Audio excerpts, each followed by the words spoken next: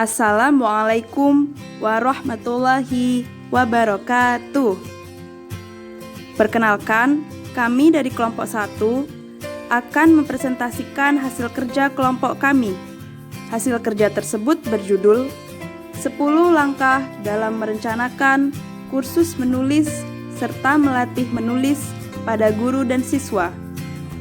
Anggota kelompok kami ialah Valentina K. Febrianti, Lucky Yuniati, Gita Elida Yahya, Fitokul Mukarromah, Dede Ferdiansyah, Ulil Azmi, dan yang terakhir ialah Akbar Rizik. Selamat menyaksikan. Langkah pertama, memastikan tujuan dan kendala. Kendala yang dihadapi dan akan diberlakukan pada guru oleh institusi mereka atau lebih jauh lagi oleh Kementerian Pendidikan, lembaga pemeriksa, akreditasi, sumber pendanaan, atau semacamnya. Kendala tersebut termasuk kurikulum yang ditetapkan, buku teks yang disetujui seperti buku teks yang disetujui dan ujian kecakapan yang ditunjuk. Mereka mengarah pada pertanyaan seperti ini tentang tujuan. Apakah siswa Anda harus lulus ujian yang menghargai penulisan rumus dan hadiah di atas semua akurasi tata bahasa, ejaan, dan tanda baca? Dan pertanyaan-pertanyaan yang membuat siswa merasa enggan maupun puas dalam berpendapat maupun mengungkapkan. Kita dapat melihat bahwa mengambil tujuan dari siswa ini adalah mengatasi kenyamanan, kepercayaan diri, dan kefasihan sebagai tujuan akan mengarah pada kursus atau latihan yang sangat berbeda dari yang lainnya. Mengenal pengenalan, kesimpulan, dan penggunaan kata-kata transisi yang efektif.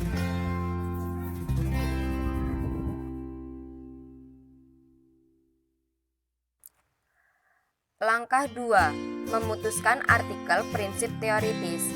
Jadi, guru pertama-tama perlu menghadapi posisi ideologis mereka dan mengenali persepsi mereka tentang hubungan antara jenis tulisan yang mereka ajarkan dan peran yang mereka persiapkan siswa untuk di akademisi dan dunia kerja yang lebih luas.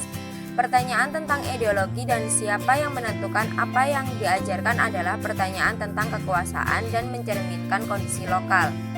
Penting bagi kita semua untuk bertanya pada diri sendiri apa bahasa Indonesia dan jenis tulisan apa yang kita ajarkan, konten apa yang siswa kita bisa paparkan, dan apa yang kita harapkan siswa kita dapat melakukan apa yang mereka pelajari.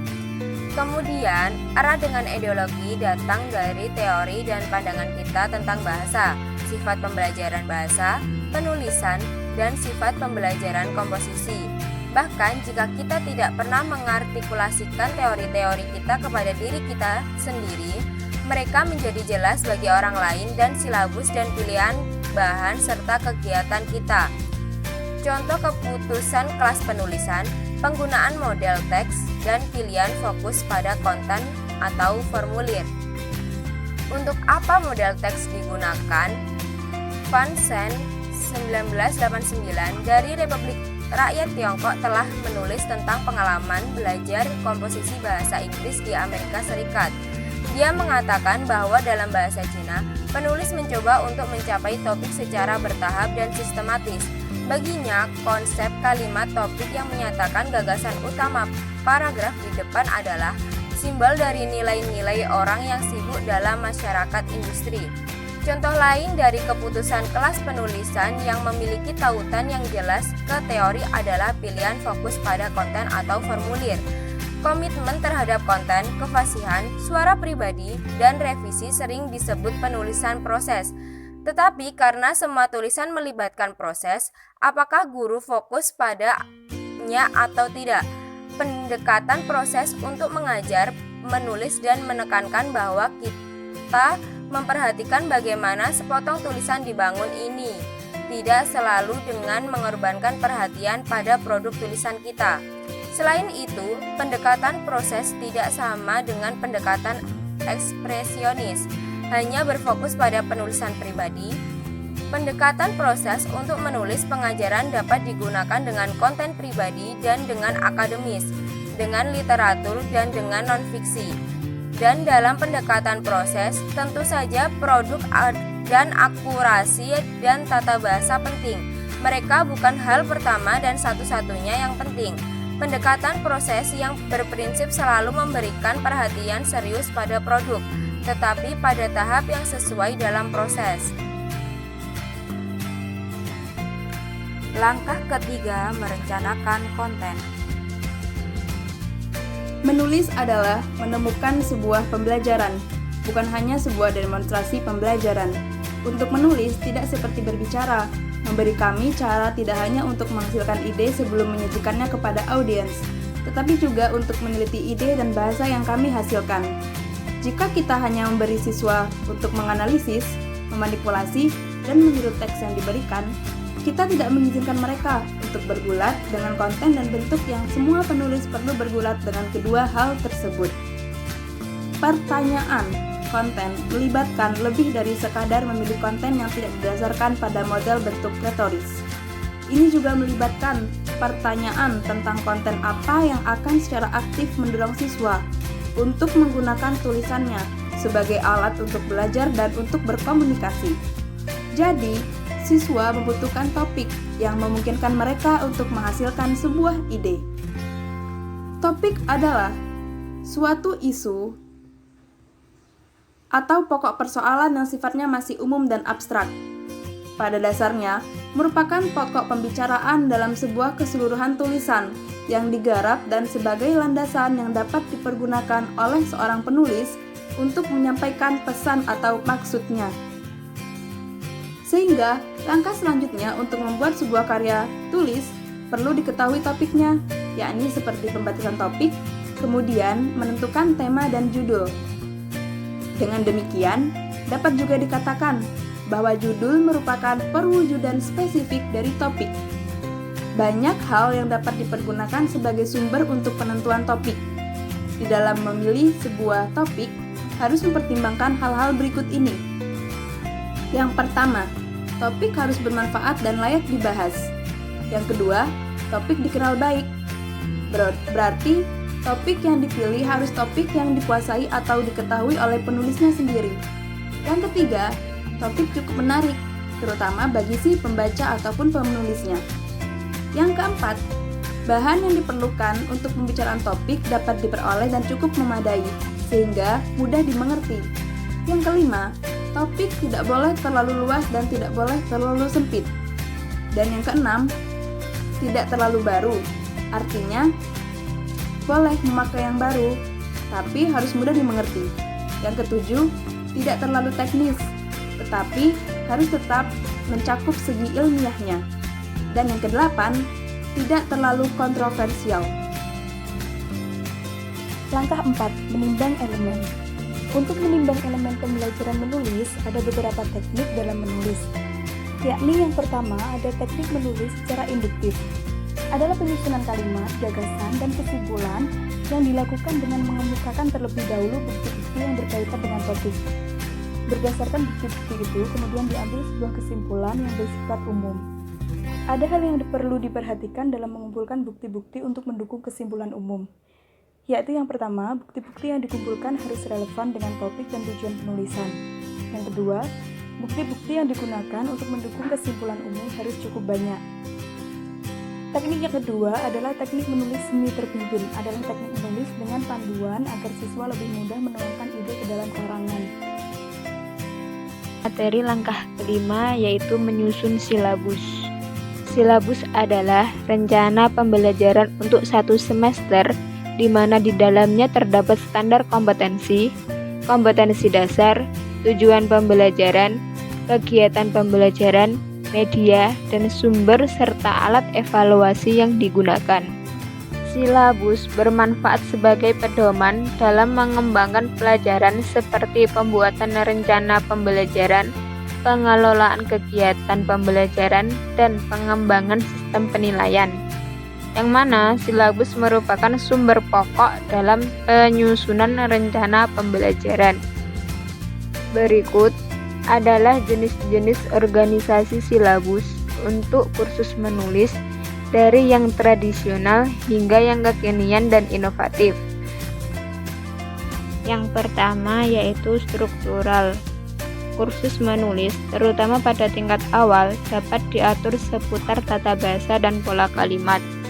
Kursus struktural saat ini sering diatur oleh pola penulisan formulir atau genre, paragraf dengan kalimat topik, deskripsi, analisis, dan sebagainya. Yang kedua, fungsional. Kursus menulis dapat diatur seputar kegiatan retoris, yaitu menggambarkan, bercerita, menulis, autobiografi, membandingkan dan kontras, mengklasifikasikan, mendefinisikan, menjelaskan, berdebat, membujuk, atau mendukung tesis dengan contoh, ilustrasi, dan bukti lainnya. Yang ketiga yaitu topikal. Kursus menulis dapat diatur di sekitar tema seperti perumahan, kesehatan, pendidikan, atau abstraksi seperti keberhasilan atau keberanian. Yang keempat yaitu situasional. Kursus menulis dapat diatur seputar transaksi situasional seperti melamar pekerjaan, mengeluh kepada tuan tanah, menulis surat ke surat kabar, menulis memo bisnis, atau menulis esai untuk lulus kursus. Yang kelima, keterampilan dan proses. Kursus menulis dapat diatur seputar keterampilan dan proses seperti menghasilkan ide, mengatur ide, merevisi, menulis dengan lancar, menulis awal dan akhir yang efektif, dan mengembangkan argumen untuk meyakinkan pembaca. Yang terakhir yaitu tugas. Kursus menulis dapat diatur seputar kegiatan pemecahan masalah seperti memproduksi majalah kelas akun perjalanan siswa, membandingkan struktur teks yang ditulis untuk audiens dan tujuan yang berbeda, menulis, mengedit, dan produksi sebuah drama, dan memeriksa perbedaan antara situasi buku teks dan harapan budaya siswa. Baik, langkah ke-6 yaitu memilih materi. Nah, sebelum memilih materi dalam sebuah buku, alangkah baiknya untuk mencari ketujuh fitur berikut ini, yaitu yang pertama topik. Topik harus berdasarkan pengalaman dari siswa tersebut. Apakah topiknya sesuai dengan budaya untuk siswa tersebut? Nah, yang kedua yaitu jenis tulisan. Nah, apakah siswa dapat menulis surat, esai, dan paragraf? Yang ketiga yaitu peluang dan instruksi. Dalam metode gagasan, manakah yang harus disertakan? Apakah brainstorming, free writing, mendaftar, memetakan, menguraikan? Nah, dari hal-hal tersebut manakah yang cocok untuk siswa? Yang keempat yaitu instruksi tentang prinsip-prinsip organisasi retoris. Nah, informasi apa yang disediakan untuk membantu siswa dalam mengatur berbagai jenis tulisan, huruf, deskripsi, maupun cerita eksposisi atau argumen. Nah, yang kelima yaitu kesempatan untuk berkolaborasi. Apakah kerja kelompok merupakan bagian dari kerja? Jika iya, bagaimana aktivitas kolaboratifnya? Yang keenam yaitu peluang untuk revisi. Nah, apakah dalam hal ini siswa didorong dan diarahkan untuk menulis? Apakah kurikulum dapat memungkinkan untuk revisi esai? Nah, yang ketujuh, instruksi dalam mengedit dan mengkoreksi. Dalam hal ini, apa yang dapat dipelajari siswa dari buku tentang cara mengedit?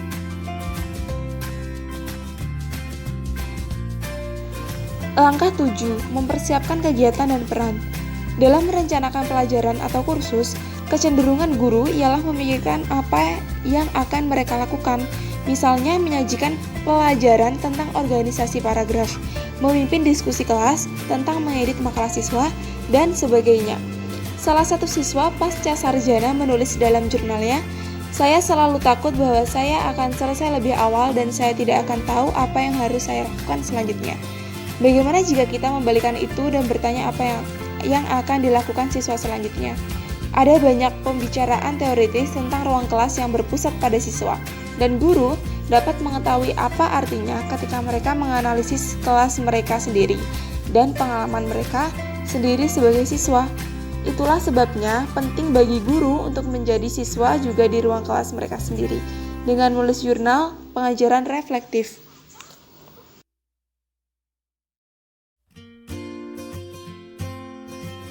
Langkah yang ke-8 yakni memilih jenis dan metode umpan balik.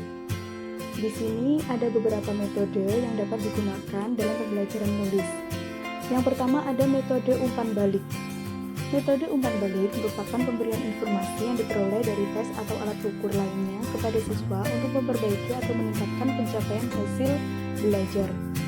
Metode ini berupaya untuk mengobservasi siswa berkaitan dengan bagaimana ia melakukan aktivitas serta apa yang harus dilakukan guru untuk meningkatkan kemampuan siswa. Metode umpan balik cocok digunakan dalam pembelajaran menulis teks negosiasi. Yang kedua, metode langsung. Metode pengajaran langsung dirancang secara khusus untuk mengembangkan belajar siswa tentang pengetahuan prosedural dan pengetahuan deklaratif yang terstruktur dengan baik dan dapat dipelajari selangkah demi selangkah. Dalam metode langsung terdapat 5 fase yang penting: fase persiapan dan motivasi, fase demonstrasi, fase pembimbingan, fase pengecekan, dan fase pelatihan lanjutan. Yang ketiga ada metode integratif. Integratif berarti menyatukan beberapa aspek ke dalam suatu proses. Integratif terbagi menjadi 2 bagian, yakni interbidang studi dan antarbidang studi.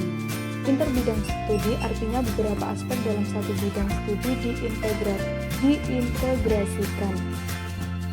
Kemudian yang keempat ada metode tematik. Tema yang telah ditentukan harus diolah sesuai dengan perkembangan dan lingkungan siswa. Siswa berangkat dari konsep ke analisis atau dari analisis ke konsep kebahasaan, penggunaan, dan pemahaman. Yang kelima ada metode konstruktivistik. Konstruktivistik merupakan konsep belajar mandiri. Dalam proses pembelajaran mengaitkan pemahaman atau pengetahuan yang telah dimiliki siswa dengan pengetahuan baru. Siswa aktif dalam melakukan kegiatan dan aktif berpikir. Dengan kata lain, siswa mengkonstruksi pengetahuan yang didapat dalam menyusun konsep dan memberi makna tentang hal-hal yang telah dipelajari. Kemudian yang keenam ada metode sugestopedi. Metode ini lebih mengarahkan pada pemberian sugesti kepada para siswa bahwa semua siswa dapat membuat suatu tulisan. Dalam penciptaan sugesti ini harus diciptakan suasana yang menjadikan siswa merasa tenang, santai, menikmati suasana, sehingga mental mereka benar-benar siap menerima materi pelajaran nulis tanpa paksaan. Kemudian yang ketujuh ada metode total psychal response. Metode ini lebih menitik beratkan pada pemberian kebebasan kepada siswa, terutama dalam membekali dirinya dengan keterampilan komprehensif, hingga mereka betul-betul merasa siap untuk menulis meski diakui bahwa para siswa tetap kesulitan untuk mengungkapkan pikirannya ke dalam bentuk tulisan. Dan yang terakhir yakni metode The Silent Way. Metode ini lebih menitik beratkan pada pemberian kebebasan untuk berekspresi sesuai dengan kemampuan masing-masing siswa. Selama pembelajaran berlangsung, guru tidak dibenarkan berbicara kecuali pada saat memberikan bahan atau materi baru. Jadi, penanganan kelas dilakukan dengan gerakan tangan, senyum, gelengan kepala, dan sebagainya.